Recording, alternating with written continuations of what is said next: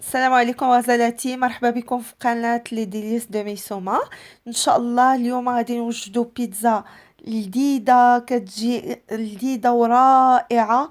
ان شاء الله نبداو على بركة الله. عندنا 500 غرام ديال الطحين ابيض من النوع الممتاز، يكون منخول. عندنا معلقة ديال الملحة. عندنا 3 المعالق ديال زيت المائدة. عندنا شوية زعترة. عندنا معلقة صغيرة ديال السكر. عندنا شوية ديال الابزار، بيكين باودر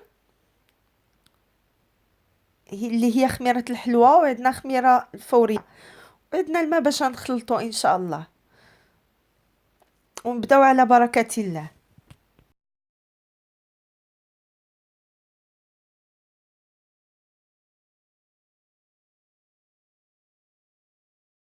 كناخدو معلقة ديال الملحة، كنزيدو على الطحين، كنزيدو زعترة ديالنا، كنزيدو المعلقة ديالنا الصغيرة ديال السكر. من بعد كنزيدو معلقه ديالنا ديال الابزار، ما تكونش عامره بزاف. هادشي الابزار وزعترة شي حاجه ثانويه، اللي ما كيعجبوش ما يديروش، ولكن كتجي رائعه به لاباط. كناخدو معلقه ديال الخميره الفوريه، كنزيدوها على الطحين ديالنا اللي خلطنا معاه مليحه، والابزار وزعترة وسكر، ونزيدو عليها معلقة ديال نص معلقة ديال بيكنج باودر اللي هي خميرة الحلوى، ونخلطو ونحاولو نخلطو النواشف كاملين هكا بيدينا باش يتجانسوا مع بعضياتهم. من بعد نزيدو عليهم 3 المعالق ديالنا ديال زيت المائدة، ونزيدو عليهم ناخدو الماء ديالنا يكون دافي، ونزيدو عليهم في نفس الوقت. ومن بعد نحاولوا نبقاو نجمعوا غير بيد وحده بشويه علينا هكاك. ما كتحتاج لا دلك، ما كتحتاج حتى شي حاجه، كل شيء سهل وغير هكا بشويه علينا حتى يتجمع لينا الخليط كامل. العجينه ديالنا ما يبقاش عندنا الطحين هكا. نبقاو نزيدوا الماء عينينا ميزاننا كما كنقولوا. نبقاو نزيدوا تنجمعوها، ما تكونش كاع قاصحه، حيت لا كانت قاصحه ما كطلعش لاباط ديال البيتزا. دائما تكون هكا، ملي كنديروا لها هكا كنخليو حتى الهواء يدخل فيها باش تجي مفشفشه وتجي لذيذه لذيذه. وجربوها وردوا عليا، واحد لاباط اللي سهله، لا في الخدمه ديالها سهله، لا في التوجد ديالها. ميم الوقت ما كتحتاج تبقى تخمر، ما كتحتاج لا دليك، ما كتحتاج بزاف حتى شي حاجه. بقاو معايا لاخر الفيديو تشوفوا النتيجه كي كتجي ان شاء الله.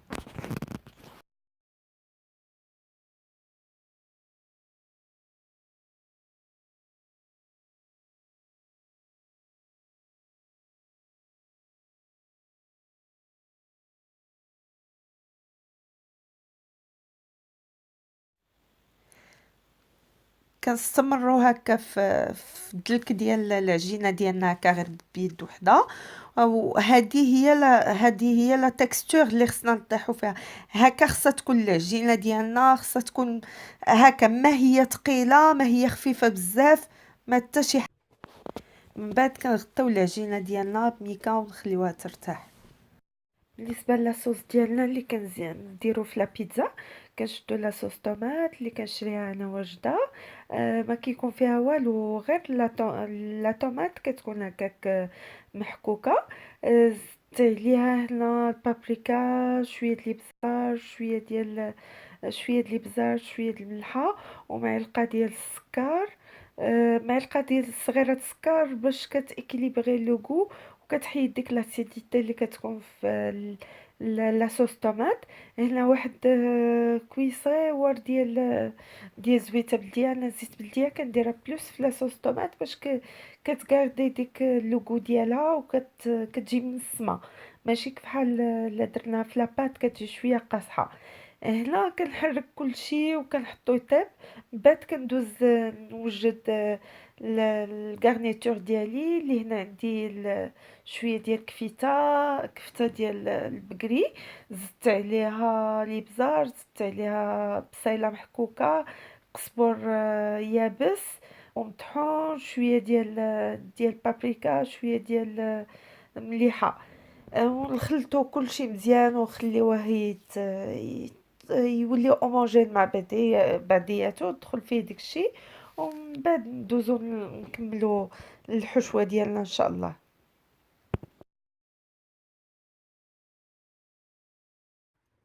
هذه هي الحشوة اللي غادي نستعملو ان شاء الله في البيتزا ديالنا. كاين الفلفل الالوان، كاين الشيفلور، كاين الفرomاج، كاين كفته خضراء انا كاع ما كنطيبها، كاين صدر ديال الدجاج. هذه هي العجينه ديالنا من بعد ما خمرات.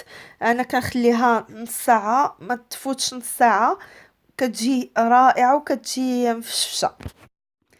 كنديروا الطحين فوق مكان العمل باش نطلقوا فيه البيتزا ديالنا.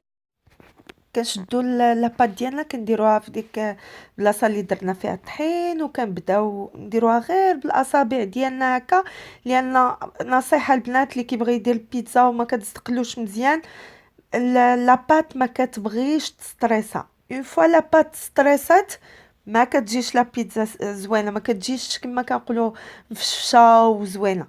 ها نتوما كتشوفوا كلشي على عينيكم ساهل باش كتهز ولا تكستور ديالها كتجي هشه وزوينه، ما فيها لا بيض، ما فيها حليب، ما فيها لا زبده لا حتى شي حاجه، كتجي ساهله، ما كتحتاجش بزاف ديال العناء. وكما قلت لكم برؤوس الاصابع، ملي كنديروا لها رؤوس الاصابع بحال اللي كنتكيو عليها بشويه، ما كنستريسيوها ما حتى شي حاجه. هانتوما كتشوفوا قدامكم، وبقاو معايا تشوفوا تتمات الفيديو ان شاء الله.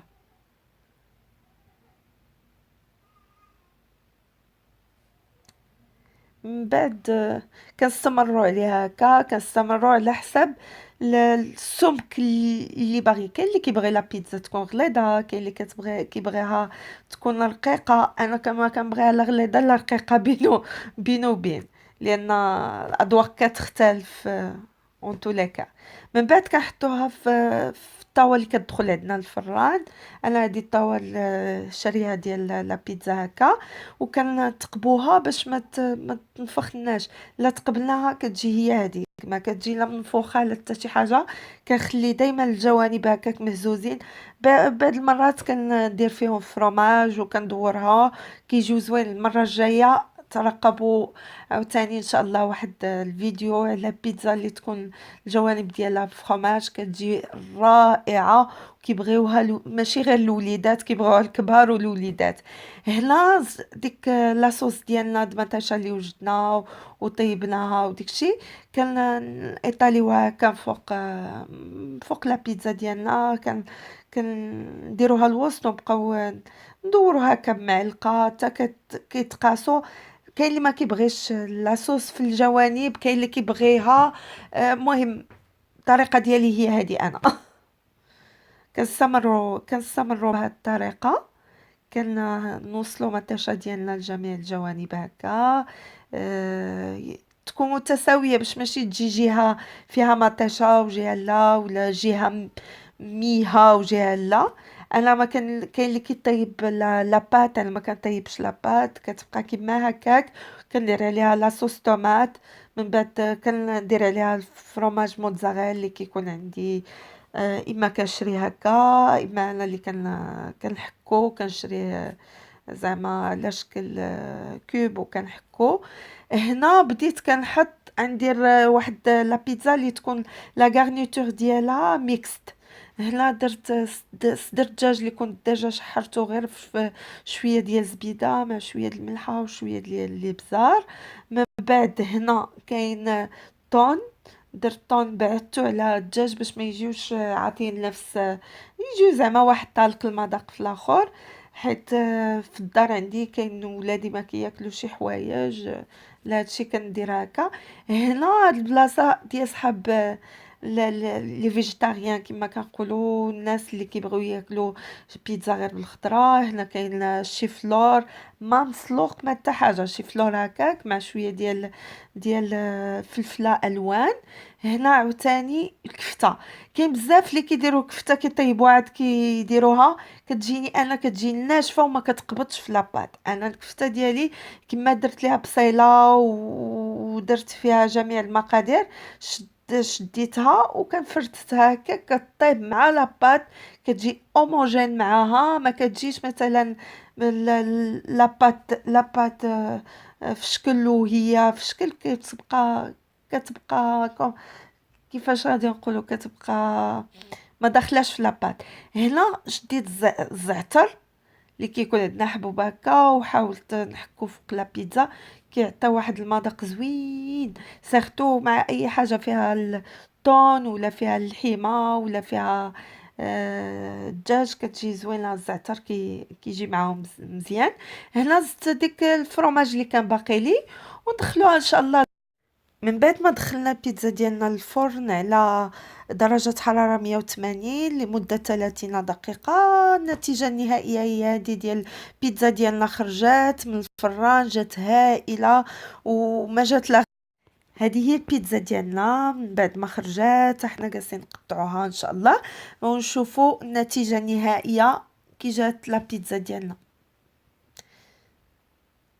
لا لاحظتوا لا تكستور سهله في التقطاع، ما كاين لا تحركات من بلاصتها لا حتى حاجه. أه كتجي هشيشه بزاف، وكتجي واحد لا تكستور. نسيت سمحوا لي، نسيت ما قلتلكمش الطاوه اللي كندخل الفران ضروري كتدهن بشويه الزيت باش ما كتلصقش فيها لاباط. هانتوما شفتوا لاباط كي دايره لذيذة لذيذة. كنتمنى تجربوها وتردوا عليا ان شاء الله وتقولوا لي كي جاكم الوصفة ديالي. ما بقى لي غير نقول لكم مرحبا بكم. هذا هو الطبسيل ديالي، فيه بيتزا مع اون سالاد اللي كتكون عندي اللي كان ضروري كان نديرها كمرافق لاي حاجه عندي، سيرتو في الليل ما كنحتاجوش شي حاجه بزاف تكون دهنيه.